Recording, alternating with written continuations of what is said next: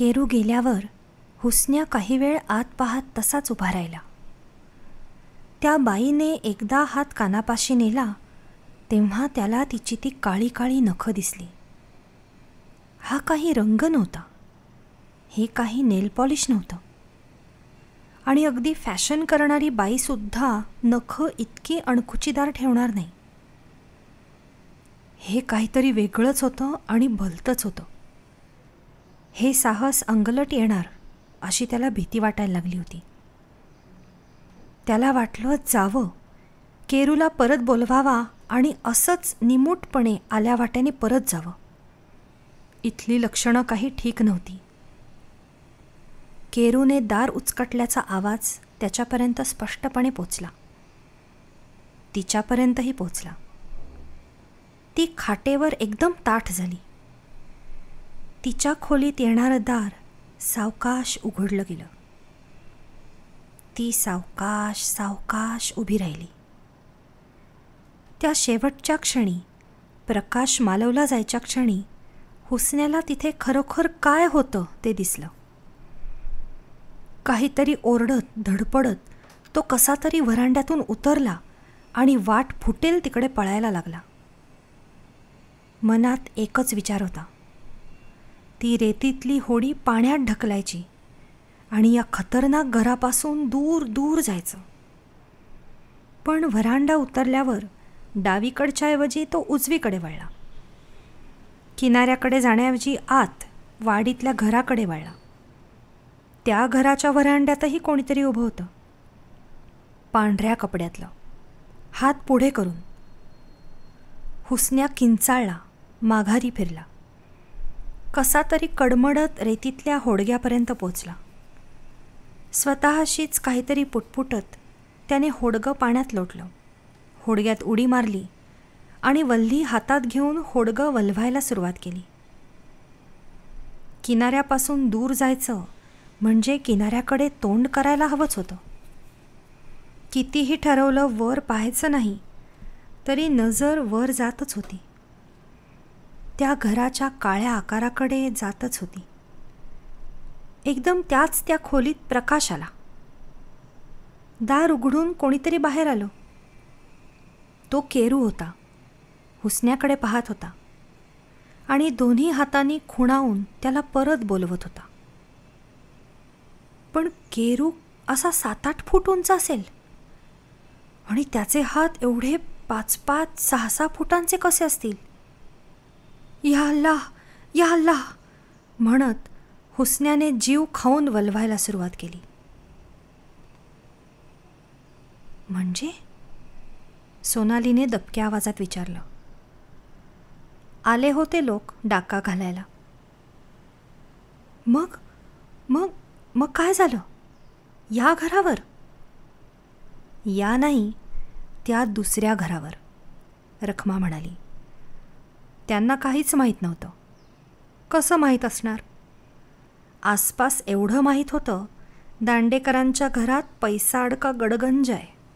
मालकाच्या भावाची बायको घर सोडून गेली आहे, मग मालकाच्या भावानेही आत्महत्या केली आहे. पण आतल्या गोष्टी त्यांना माहीत नव्हत्या. बाई आणि मी यांच्याखेरीज कोणालाच माहीत नव्हत्या. रात्रीचे 11 वाजल्याखेरीज बाई आडव्या होतच नसत. तरीही पहाटे 5ला त्यांचा दिवस सुरूच. रात्री थंडी असली तर आतल्या खोलीत, हवा चांगली असली तर व्हरांड्यातल्या झोपाळ्यावर बसून असायच्या. त्या रात्री त्या अशाच व्हरांड्यात झोपाळ्यावर बसल्या होत्या. मी झोपायच्या तयारीत होते. तेवढ्यात त्यांची हाक आली. मी बाहेर आले. रखमे, त्या घरामागे बघ बरं, तुला काही दिसतंय का? मी खूप पाहिलं, पण अंधार इतका होता की जेमतेम घराची सावली दिसत होती. पण बाईंची नजर खूपच तीक्ष्ण होती. रखमे, घरामागे कोणीतरी गेल्यासारखं वाटलं. बाई, आता काय करायचं हो? मी घाबरून म्हणाले. खरं तर वाडीवर असताना ही भीती 24 तास मनात असायची. रात्रीचा मुक्कामाला एखादा तरी गडी माणूस ठेवून घ्या, मी बाईंना कितीतरी वेळा सांगून पाहिलं होतं, पण छे, आपण कशाला काय करायला हवं? ते काही आपल्या घराकडे येत नाहीत ना, तिकडे जात आहेत. आणि मग जरा थांबून जाऊ देत की. त्या तशाच झोपाळ्यावर बसून होत्या. मी दारात उभी होते. आवाज फक्त समुद्राचा. आणि एकदम ती किंचाळी आली. एखाद्याचं शरीर लोखंडी चरकात पिरगाळलं गेलं की येईल तशी किंचाळी. बाई, मी म्हणाले. त्यांनी हात वर करून मला गप्प केलं. आणि मग घराच्या मागच्या बाजूने कोणीतरी धडपडत हेलकांड्या खात आपल्या घराकडे येताना दिसला. तेव्हा मात्र बाई व्हरांड्याच्या तोंडाशी जाऊन उभ्या राहिल्या. तो जो कोणी होता तो 10-15 पावलांवरच थांबला. एकदा आपल्या घराकडे पाहिलं आणि मग पुन्हा ओरडत ओरडत वळला आणि पळून गेला. हुश्श, गेला एकदाचा, मी म्हणाले. तो गेला, पण तो एकटा आला नव्हता, बाई म्हणाल्या. एकटा आला नव्हता? नाही, त्याच्याबरोबर दुसरा कोणीतरी होता. आणि तो दुसरा परत गेला नाही, परत जायचाही नाही. त्या घरात गेला आहे. स्वतःशीच मान हलवत त्या मागे आल्या. परत झोपाळ्यावर बसल्या. आता परत दार बंद करणं आलं. त्या इतक्या खालच्या आवाजात बोलत होत्या की खात्री झाली त्या स्वतःशीच बोलत आहेत. रखमे, इकडे ये. मला त्यांनी जवळ बोलावलं. इतकी वर्ष मी त्या घराची दारं बंद ठेवली होती. कोणीतरी महामूर्खाने आता दार उघडलं आहे. आता ज्याला कोंडून घातलं होतं ते उघड्यावर आलं आहे. आजची रात्र सावध राहा. खिडकीबाहेर काही आवाज आला तर बाहेर पडू नको. कुणी हाक मारली तर ओ देऊ नको. आवाज यांचा, मालकांचा वाटेल, तुझ्या नवऱ्याचा वाटेल, मथीचा वाटेल, गोविंदाचा सुद्धा वाटेल, पण ओ द्यायची नाही. आपल्या दोघींखेरीज वाडीवर दुसरं कोणीही नाही हे विसरू नकोस. जा आता झोपायला. सोनाली, ती रात्र फार वाईट गेली बघ. घराभोवती रात्रभर काहीतरी घिरट्या घालत होतं. कधी 2 पायांवर, कधी जनावरासारखं 4 पायांवर, कधी पक्षासारखं पंखांची फडफड करत. आवाजही येत होते. एकदा लहान मुलाचा कळवळून रडण्याचा आवाज, एकदा बाईचा विव्हळण्याचा आवाज. मी आपली डोक्यावरून पांघरूण घेऊन कानात बोटं घालून निपचित पडून होते. 1 सेकंदही डोळ्याला डोळा लागला नाही. आणि आजी? सोनालीने विचारलं. बाईंचं मला माहीत नाही. मी तर खोलीचं दार आतून अगदी घट्ट लावून घेतलं होतं. शेवटी दिवसभराच्या कामाचा थकवा असतोच की नाही. झोप नाही लागली, पण मधून मधून ग्लानी येत होती. पण शेवटी उजाडलं एकदाचं. रखमा स्वतःशीच मान हलवत होती. स्वयंपाकघरात आले तर बाई स्नान वगैरे उरकून पूजा वगैरे करून तयार झाल्या होत्या. मी आत आल्या आल्या म्हणाल्या, चल ग रखमे, तुला एकदा दाखवून ठेवते. वेळ आली तर माहीत हवं तुला. चल. कुठे जायचं विचारायची सोयच नाही. त्या निघाल्या. त्यांच्या मागोमाग मी निघाले. त्या सरळ त्या दुसऱ्या घराकडे निघाल्या की. माझं पाऊल अडखळलं. बाई, मी म्हणाले सुद्धा. त्या काही बोलल्या नाहीत, वळल्या नाहीत, थांबल्यासुद्धा नाहीत. सरळ चालत राहिल्या. मग मी काय करणार? निघाले की त्यांच्या मागोमाग. आपल्याकडे त्या घराची मागची बाजू आहे, तुला माहीतच आहे ना. आता सकाळचं ऊन पडलं होतं आणि त्या उन्हात व्हरांड्यातल्या पावलांच्या खुणा स्पष्ट दिसत होत्या आणि दार उचकटलेलं समोरच दिसत होतं. बाई आत चालल्या तशी मला राहुलच नाही. बाई, आत, मी म्हणाले. अगं आता आत काय आणि बाहेर काय, ये तू आत. सोनाली, त्या घरात पहिल्यांदाच पाऊल टाकत होते मी. त्या घराचा सारा इतिहास मला माहीत होता. शिवाय मथीचा विचार होता, आदल्या रात्रीच्या प्रसंगाचाही विचार होता. बाई आत जात होत्या, पण बाई वेगळ्या होत्या. मी आपली साधी काम करीन, पण शेवटी जावंच लागलं की. अंगावर सारखा काटा येत होता.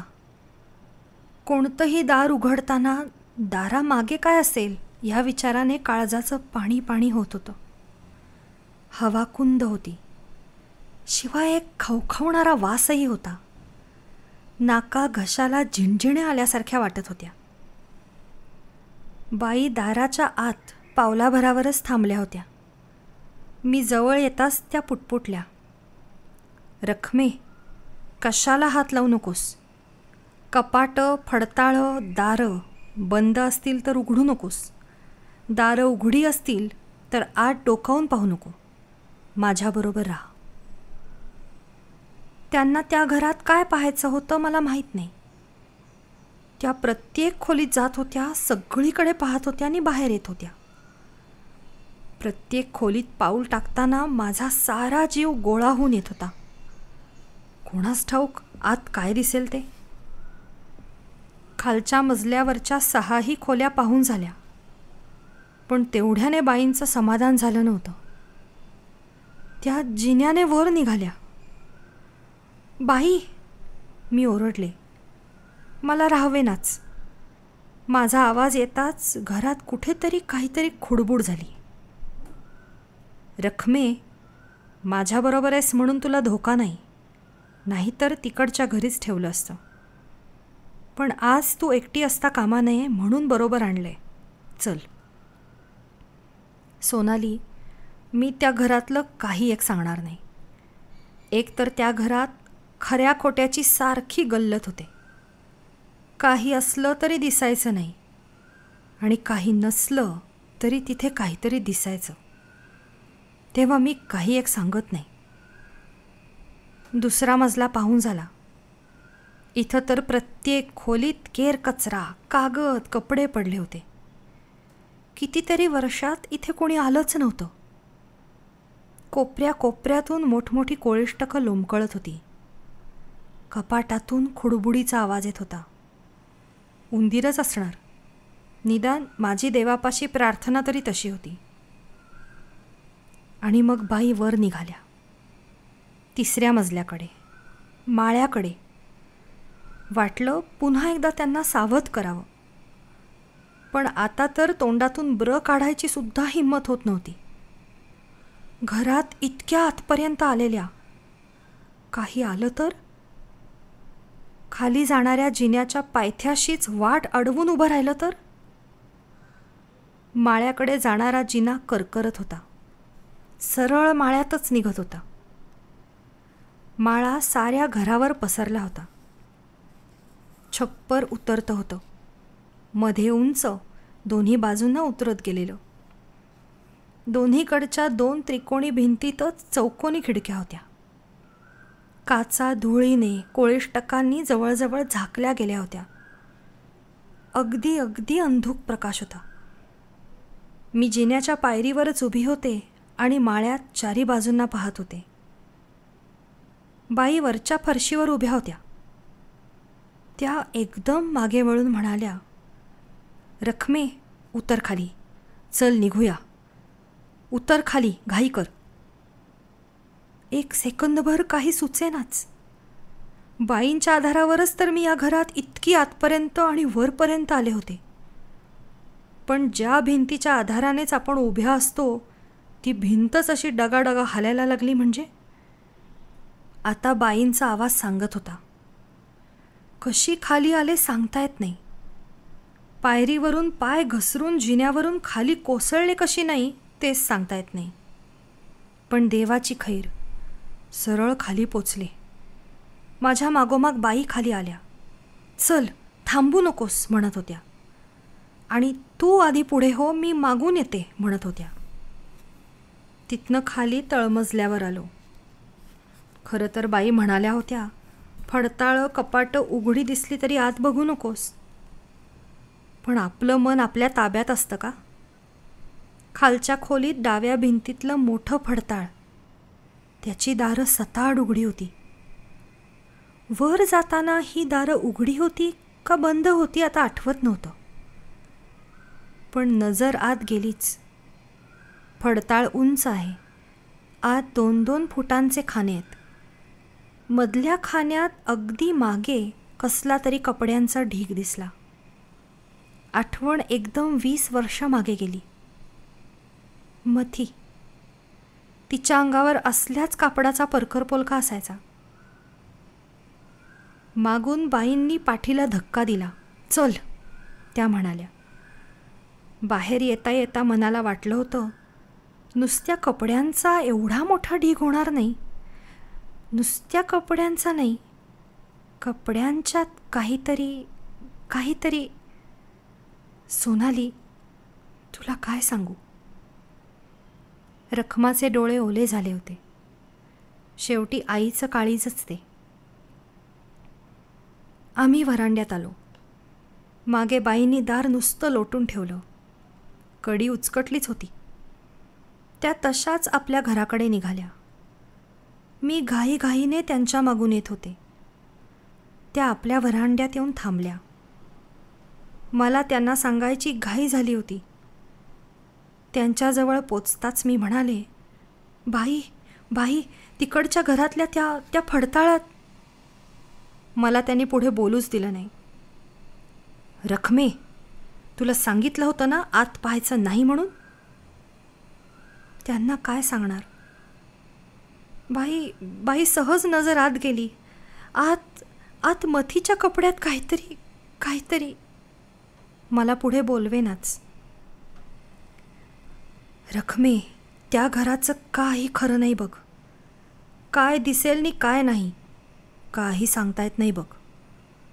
खरं असेल, खोटं असेल, पण चांगलं असणार नाही हे नक्की.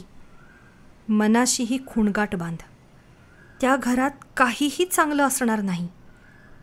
आणि आता चल, आपल्याला काही करायचं आहे.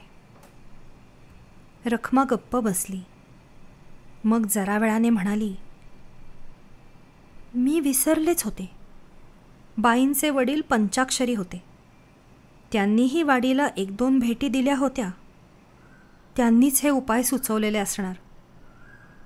सोनाली, मी तुला त्यातलं काही सांगणार नाही, पण बाईंनी प्रत्येक गोष्ट मला दाखवली. त्या सारख्या म्हणत होत्या, रखमे, माझ्या मागनं तूच इथे असणार आहेस ना, मग नीट पाहून ठेव. पुन्हा वेळ यायचीच आहे. माणसं कधीही शहाणपण शिकत नाहीत. पूर्वीच्यांनी केलेल्या त्याच चुका परत करत राहतात. तुला माहीत असायला हवं.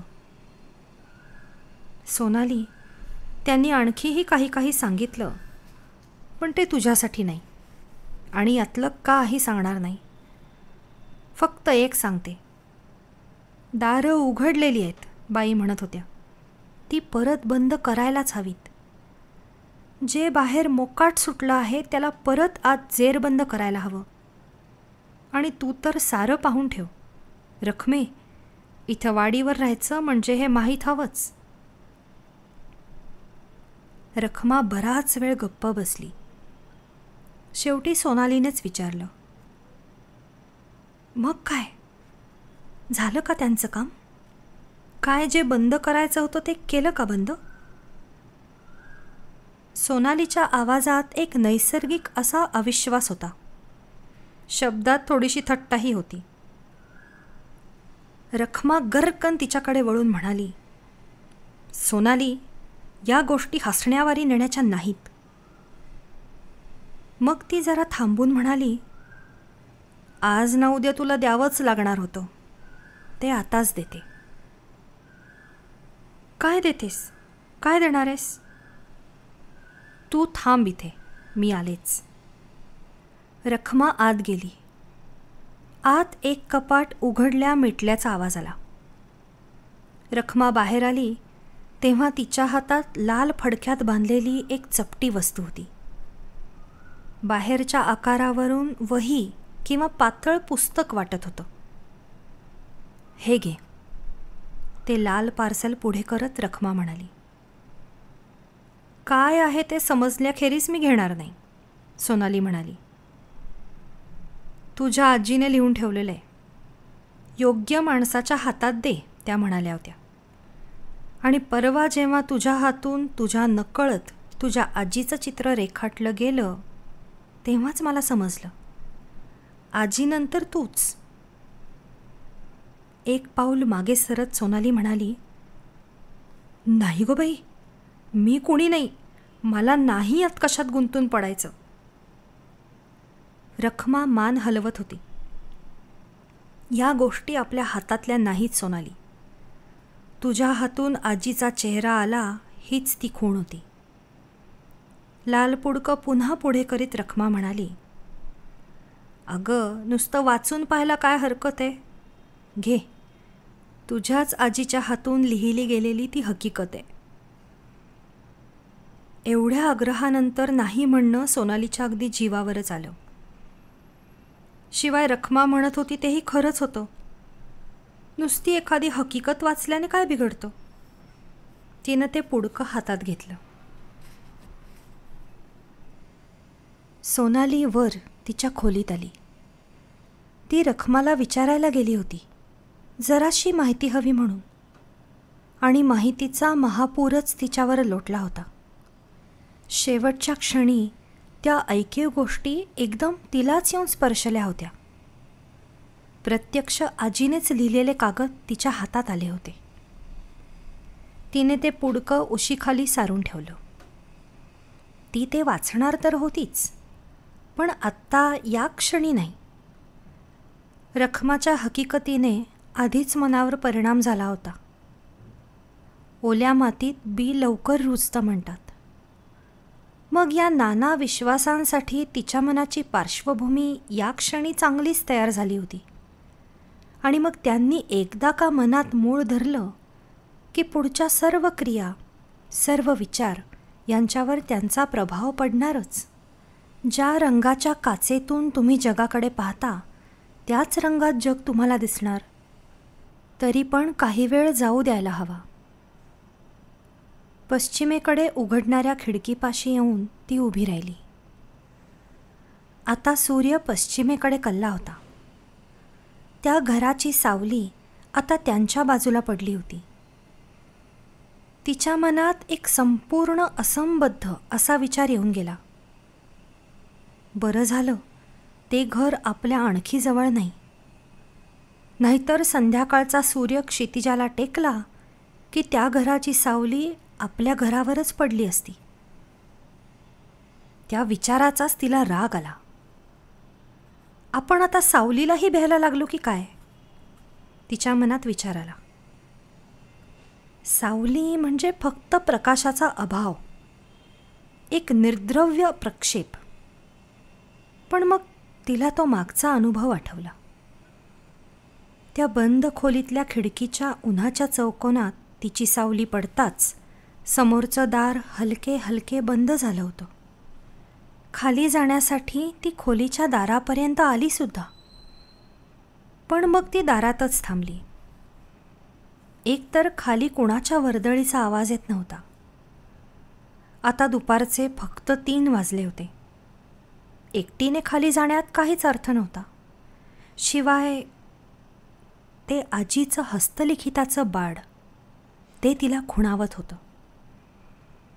मनात उत्सुकता तर होतीच, कारण ही आजी म्हणजे कोणी सामान्य बाई नव्हती हे एव्हाना तिच्या लक्षात आलं होतंच. आणखी एक विचार होता. आजीचं हस्तलिखित म्हणजे काही बोधकथा, मनोरंजनपर किंवा नीतिकथा नसणार. तिचं मांत्रिकाचं घराणं, तिचा इथला मुक्काम आणि कार्यक्रम सर्वच लोकविलक्षण होतं. तिचं हस्तलिखित साधं नसणार. आणि रात्रीच्या अंधारात एकटीदुकटीने वाचण्यासारखं तर खासच नसणार. त्यापेक्षा आत्ताच वाचायला घ्यावं. सोनाली कॉटवर येऊन बसली.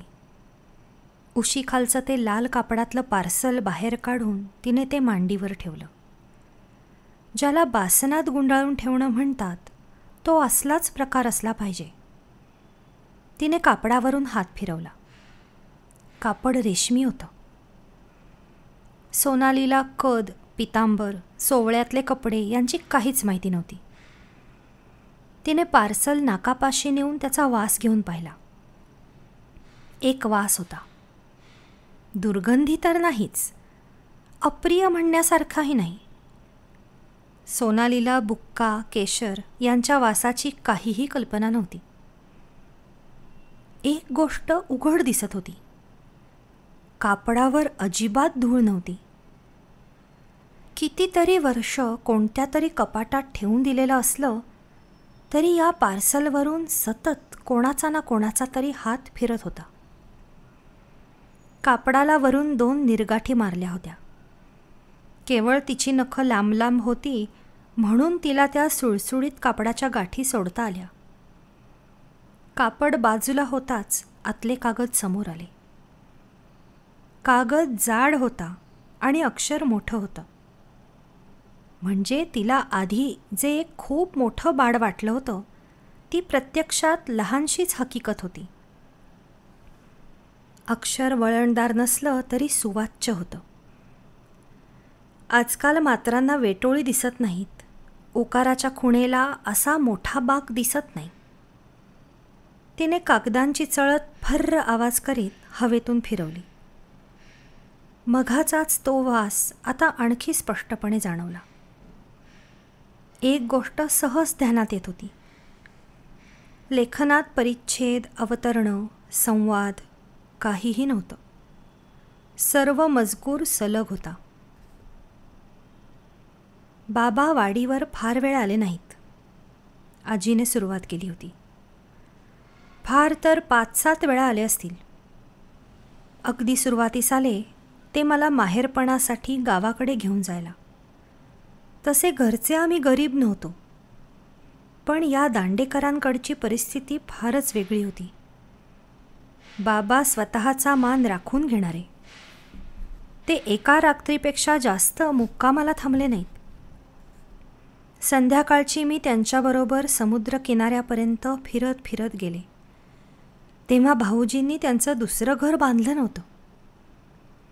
मोठ्या घरापासून ते थेट किनाऱ्यापर्यंत सरळ मोकळी जमीन होती. पण समुद्राकडे जाता जाता बाबा वाटेत थांबले. जिथे आता ते दुसरं घर उभं आहे तिथेच बाबा थांबले. पायांनी खालची रेती हलवत होते. चारी बाजूंना पाहत होते. मग शेवटी म्हणाले, आता वाडीवर परत येशील तेव्हा एक गोष्ट ध्यानात ठेव. औशीचं या बाजूला यायचं नाही, समजलं ना? रात्रीचं तर अजिबात फिरकायचं सुद्धा नाही. लक्षात ठेवशील ना? बाबांचे शब्द मला जरा चमत्कारिक वाटले, पण त्यांच्या शब्दांवर शंका घ्यायचा विचारसुद्धा मनात आला नाही. बाबा 4 चौघांसारखे नव्हते. त्यांच्या काही काही कृत्यांना कारणं नसत. वरवर पाहता ती कृत्य अट्टहासी माणसासारखी किंवा अविचारी माणसासारखी वाटत, पण त्यांच्या मनात आत कुठेतरी एखादा आडाखा असायचा. 2+2 म्हणजे 4 हा आपला साधा हिशेब झाला. बाबांचे हिशेब काही वेगळेच असत. मी त्यांची एकुलती एक मुलगी, तेव्हा ते सांगतील ते माझ्या हिताचंच असणार ही माझी खात्री होती. तेव्हा त्या संध्याकाळचे त्यांचे शब्द माझ्या आठवणीतून कधीही जाणार नव्हते.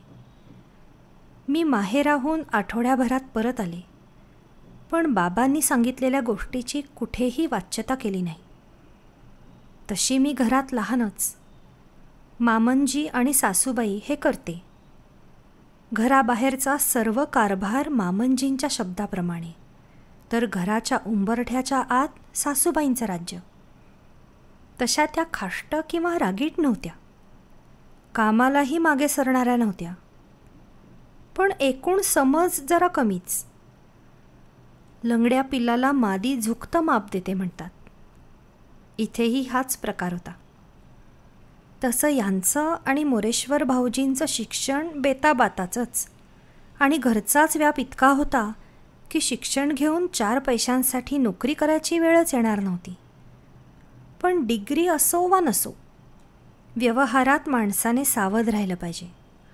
माणसांची पारख करता आली पाहिजे. कोणाला जवळ करायचं, कोणाला 4 हात दूर ठेवायचं, कोणाच्या वाऱ्यालासुद्धा उभं राहायचं नाही, हे ज्ञान उपजत नसतं, पण अनुभवांनी शिकून घ्यावं लागतं. स्तुतीपाठक श्रीमंतांभोवती तर गर्दी करणारच, पण त्यांच्यातला कोण आपमतलबी, ढोंगी, फसवा, लबाड हे समजायला हवं. भाऊजींच्या जवळ ही अक्कल नव्हती, आणि एकदा का मनात आढी बसली की त्या माणसाच्या प्रत्येक शब्दामध्येच स्वार्थी हेतू दिसायला लागतो. पूर्वग्रहाने दृष्टी पार आंधळी होऊन जाते, हीच गोष्ट खरी. भाऊजींच्या लग्नात कृष्णाबाईच्या वडिलांना पाहिलं, मात्र खात्री झाली हा माणूस चांगला नाही. दांडेकरांशी याची सोयरीक व्हायला नको होती. तशी कृष्णाबाई दिसायला चांगली होती, वागायलाही सरळ होती. त्या बिचारीच्या मनात काहीही छक्के पंजे नव्हते. पण तिचा बाप तिचा बुद्धिबळातल्या प्याद्यासारखा वापर करत होता. सासूबाई मामंजी होते तोवर कृष्णाबाईच्या माहेरच्या एकाही माणसाचा घरात शिरकाव झाला नव्हता. पण मामंजी गेले, वर्षभरात सासूबाईही गेल्या, की कृष्णाबाईकडच्यांना रान मोकळं सापडलं. त्या लोकांनी भाऊजीच्या डोक्यात वाटणीचं खूळ भरवलं. यांच्याशी भाऊजींची रोज शब्दाशब्दी व्हायला लागली. यांनी साफ सांगितलं, इस्टेटीची वाटणी होणार नाही. सर्व व्यवहार तपासायला वाटलं तर भाऊजींनी त्यांच्यातर्फे एखाद्याची नेमणूक करावी, आणि वर्षाअखेर जे काही उत्पन्न येईल त्याचा निम्मा निम्मा वाटा दोघांच्यात विभागला जावा. यांचं वागणं इतकं चोख असायचं की कशावर शंका घ्यायला जागाच नव्हती. मग ते वेगळ्या घराचं वारं डोक्यात शिरलं. यांनी भाऊजींना सांगितलं, मूळ घरावरचा सगळा हक्क सोडून द्या, मग नवीन घर बांधण्याच्या खर्चाचा निम्मा वाटा मी देईन. तेव्हा मग ते घर बांधलं. यांनी भाऊजींना खूप सांगून पाहिलं की तुझं घर वाडीच्या दुसऱ्या बाजूला बांध, म्हणजे तेवढी देखभालही होईल. पण नाही. आणि बाबांनी जी जागा अभद्र म्हणून दाखवली होती, नेमकं तिथेच भाऊजींनी घर बांधायला काढलं. तसे ते मला मानत असत. मी त्यांना एका बाजूला घेऊन परोपरीने सांगून पाहिलं, तिथे घर बांधू नका. मला वाटतं त्यांना माझं म्हणणं पटलंही असतं, जर त्यांचा तो नालायक सासरामध्ये आडवा आला नसता तर. शेवटी तिथेच घर बांधलं, आणि तेही मागची बाजू आमच्याकडे करून. मी बाबांना पत्र टाकलं. पत्रात मोघमच लिहून कळवलं की त्यांनी एकदा वाडीवर येऊन जावं. खरं सांगायचं तर आमच्याकडची गरिबीच. तेव्हा वाडीवर स्वागत कसं होईल, कुठे कळत नकळत अपमान तर व्हायचा नाही ना, याची बाबांना सतत धास्ती. त्यांना तरी बोल कसा लावायचा. प्रत्यक्ष मालक जरी बोलले नाहीत तरी मालकांच्या दारची कुत्री असतात ना, ती सुद्धा भुंकायला कमी करत नाहीत. पण शेवटी बाबा आले. यांना जरासा राग आला असेलही, मला काहीच सांगता येत नाही. कदाचित बाहेरून बाबांच्या संबंधात त्यांच्या कानावर काही काही गेलं असेल, तेही मला माहीत नाही. हे बोलले मात्र काहीच नाहीत. बाबा सकाळीच 11च्या सुमारास पोचले. बाबांच्याबरोबर हे 5-7 मिनटं बसून चहाचा कप घेऊन मग वाडीवर कामासाठी निघून गेले.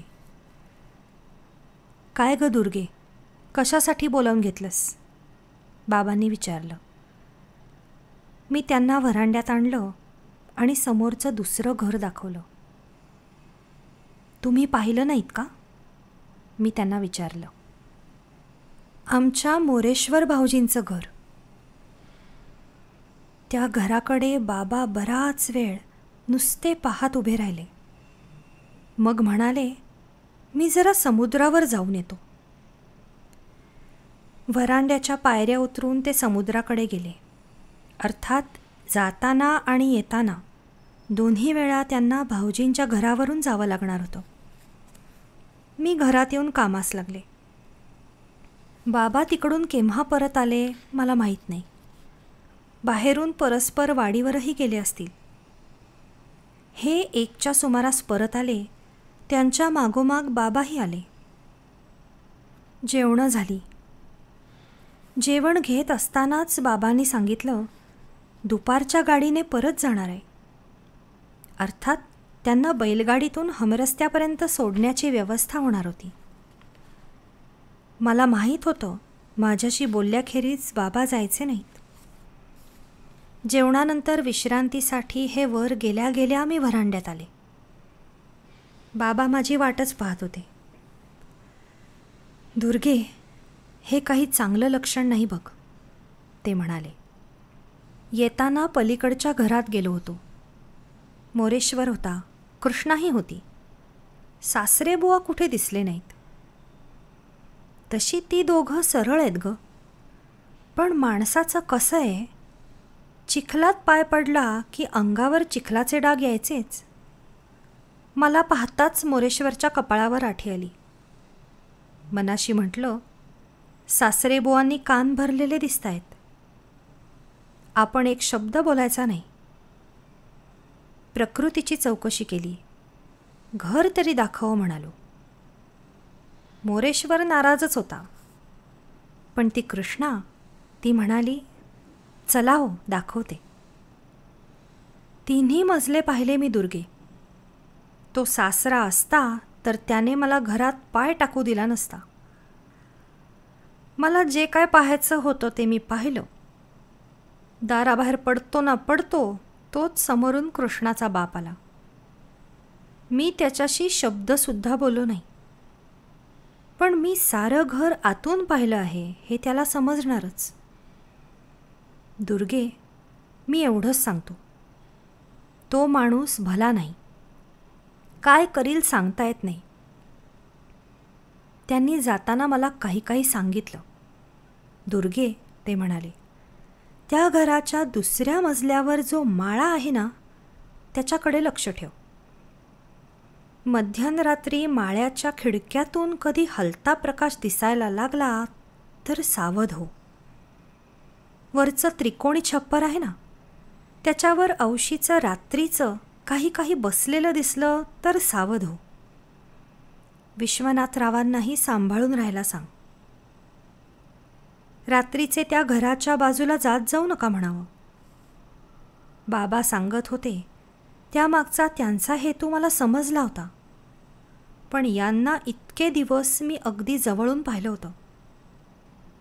त्यांना मी असलं काहीही सांगणार नव्हते. परिणाम नेमका उलटा झाला असता.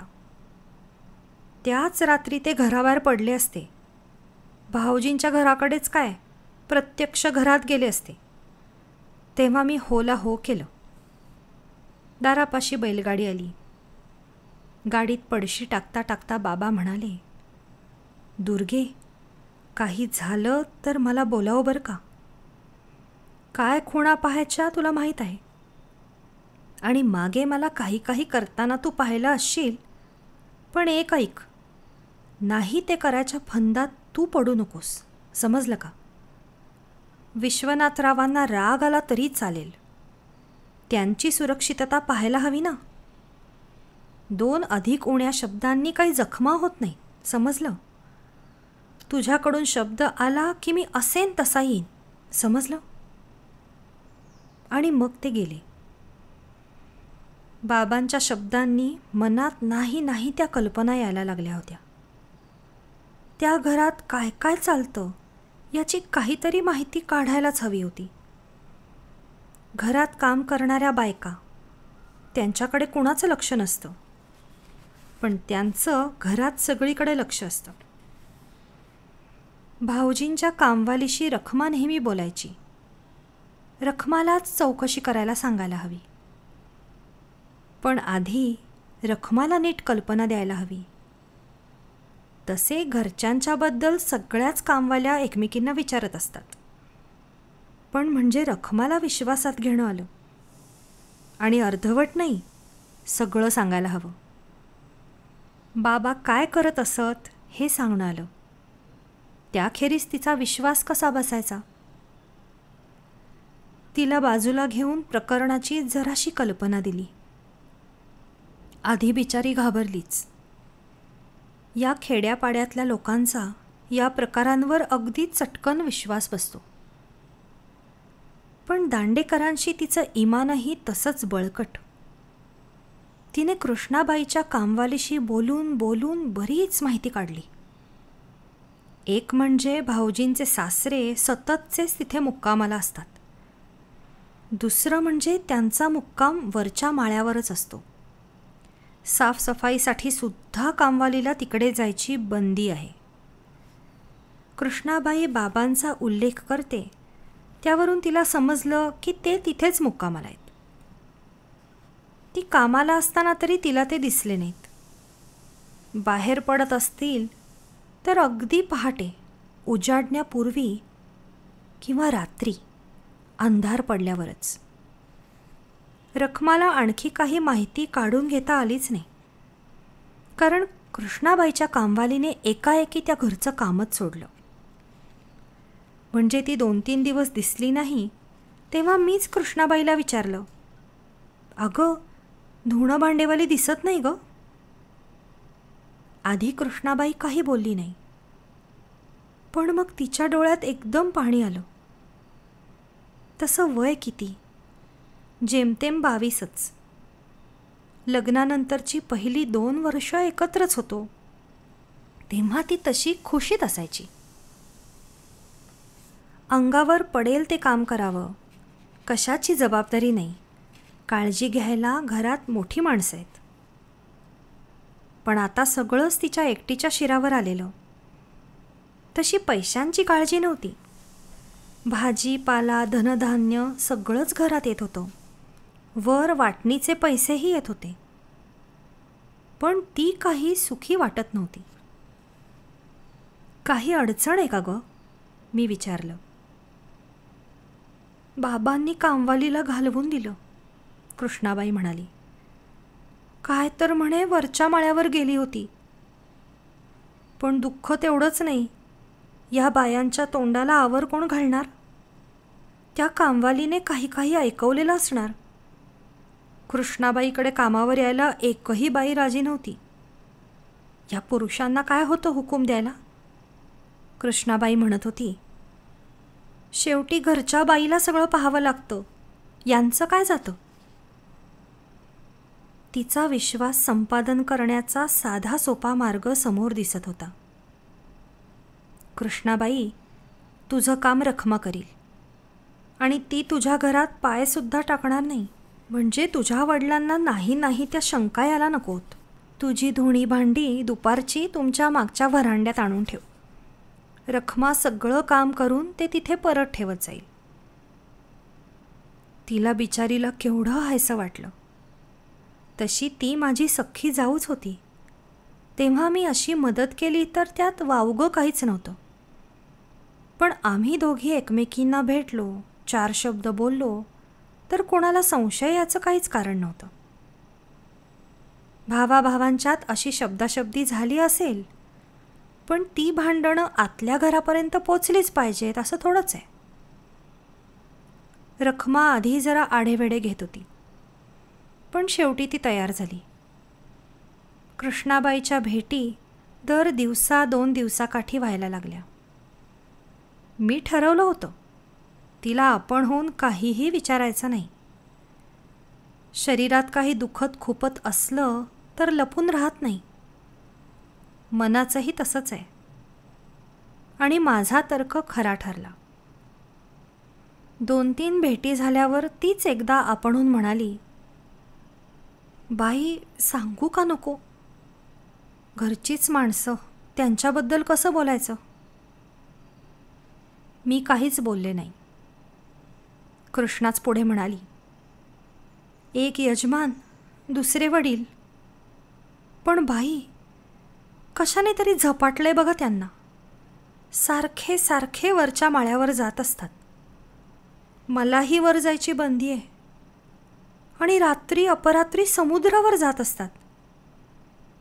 खरं तर आमचा संसार किती सुखाचा व्हायला हवा नाही का? कशाची ददात नाही. तुमच्यासारखी मोठी माणसं मदतीस आणि सल्ला द्यायला. पण तुमचं नाहीतर थोरल्या भाऊजींचं नाव काढलं की यांच्या तळपायाची आग मस्तकात गेलीच. मला तर वाटतं बाबांनीच काहीतरी नाही नाही ते यांच्या मनात भरवून ठेवलंय. कृष्णाला आणखी काही काही सांगायचं होतं, पण त्या पहिल्या खेपेस तिचा धीर झाला नाही. पण ती मनातली ठसठसती जखम, ती काही कृष्णाला गप्प बसू देत नव्हती. दुसऱ्याच दिवशी रात्री 8च्या सुमारास स्वयंपाकघराच्या दारावर थाप आली. स्वयंपाकघरात मी आणि रखमा दोघीच होतो. रखमाने दार उघडलं तर बाहेर कृष्णा उभी, अशी घाबरलेली की सांगता सोय नाही. सारखी खांद्यावरून मागे वळून पाहत होती. सारखी पदराने चेहऱ्यावरचा घाम पुसत होती. तिला आधी घरात घेतलं. चुलीपाशी तिला पाटावर बसवली. रखमाला कपभर दुधात साखर घालायला सांगितली आणि ते दूध आधी कृष्णाला प्यायला लावलं. तेव्हा कुठे ती जराशी भानावर आली. बाई ती म्हणाली आणि तिने एकदम डोळ्यांना पदर लावला. रडत होती. स्वतःशीच मान हलवत होती. अगं सांग तरी काय झालं ते, मी म्हणत होते. आत्ताच दोघं गेले समुद्रावर. आता रात्री 12 वाजल्याखेरीज परत यायचे नाही. कृष्णा शेवटी म्हणाली, बाई हे अगदी रोजचं झालंय हो. आणि मी त्या साऱ्या घरात एकटी. मला आताशा भीती वाटायला लागली हो त्या घराची. सगळ्या खोल्यातून दिवे लावून ठेवले तरी धीर येत नाही. बाई खरी भीती वाटते ती त्या माळ्याची. सारखं वाटतं वर कोणीतरी आहे. आपल्या या घराचा आहे ना तसाच माळा आहे. जिना नुसताच वरच्या माळ्यात जातो. वर दार नाही, काही नाही. दार असतं तर बाहेरून कडी घातली असती.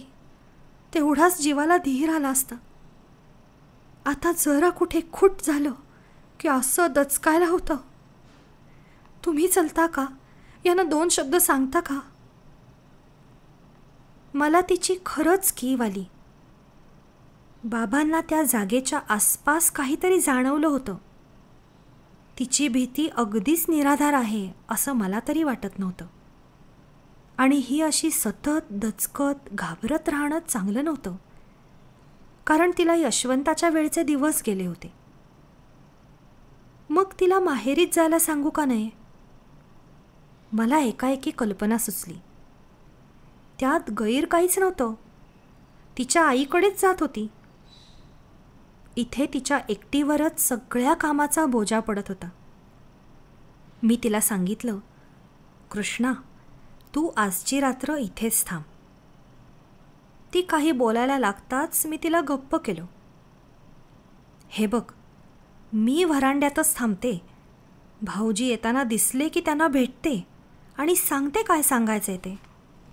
तू अजिबात काळजी करू नकोस. रखमा जाग हिला घेऊन मागच्या खोलीत आणि थांब तिच्याबरोबर. मी आवरते मागचं सारं. आवरावर केली आणि व्हरांड्यात येऊन बसले. चंद्र उशिरा उगवला, पण हवा स्वच्छ होती आणि लांबवरचं चांगलं दिसत होतं. ते दोघं दिवा घेऊन गेलेले नसणार, कारण वाट त्यांच्या पायाखालचीच होती. कृष्णाने फक्त खालच्या खोल्यात दिवे ठेवले होते. वरचा मजला आणि माळा अंधारात होता. घराच्या छपराकडे नजर जातच होती. बाबांनी सांगितलेलं कसं विसरणार? पण ती छपराची रेषा अगदी सरळ होती. अगदी शांतता होती, म्हणून त्या दोघांच्या पावलांचा आणि आपापसात काहीतरी बोलण्याचा आवाज माझ्यापर्यंत पोचला.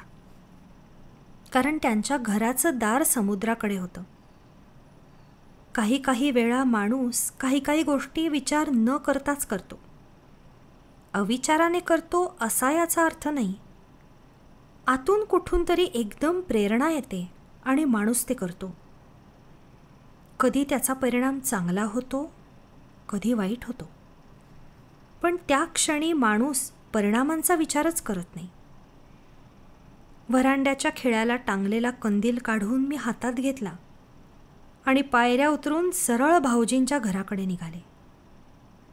औशीच्या वेळेस तिकडे फिरकू नकोस, रात्री तर नाहीच नाही. बाबांनी जाताना मला इशारा दिला होता, पण या क्षणी मी तो पार विसरून गेले होते.